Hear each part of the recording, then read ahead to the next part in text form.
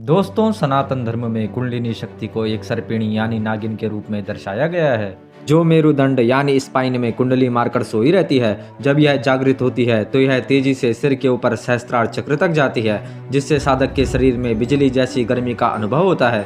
यदि यह गलत तरीके से जागृत हो जाए तो व्यक्ति मानसिक रूप से विक्षिप्त भी हो सकता है। कई साधक बताते हैं कि कुंडलिनी जागरण के बाद उन्हें भौतिक शरीर से बाहर निकलने का अनुभव हुआ।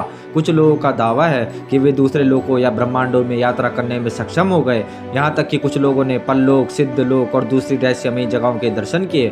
दोस्तों, जब कुंडलिनी सक्रिय होती है तो व्यक्ति का आभा मंडल यानी ऑरा अत्यंत शक्तिशाली हो जाता है। इससे वह अलौकिक शक्तियों, देवताओं, यहाँ तक कि भूत प्रेतों से संपर्क में भी आ सकता है। कई तांत्रिक और अघोरी इस शक्ति का उपयोग अदृश्य शक्तियों से संवाद करने के लिए करते हैं। कुंडलिनी जागरण के बाद कुछ योगियों ने 8 सिद्धियां और 9 निधियों को प्राप्त किया।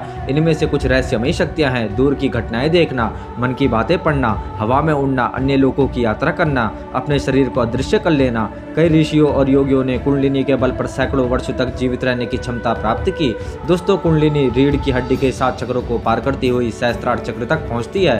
सहस्त्रार चक्र 1000 पंखुड़ियों वाले कमल के समान होता है। इस स्थिति में व्यक्ति समाधि में प्रवेश कर जाता है और उसे ब्रह्मांडीय ज्ञान की प्राप्ति होती है। ये तांत्रिक और अघोरी कुंडलिनी ऊर्जा का उपयोग तंत्र, मंत्र और काला जादू करने के लिए करते हैं। यह इतनी शक्तिशाली होती है कि यदि गलत तरीके से इस्तेमाल की जाए तो किसी व्यक्ति के मन में, शरीर और आत्मा पर प्रभाव डाला जा सकता है। इसी कारण कहा जाता है कि बिना योग्य गुरु के कुंडलिनी साधना नहीं करनी चाहिए। कुछ योगी मानते हैं कि कुंडलिनी जागरण के बाद व्यक्ति समय की सीमाओं को पार कर सकता है। यह शक्ति साधक को भूतकाल और भविष्य में यात्रा करने में सक्षम बना सकती है।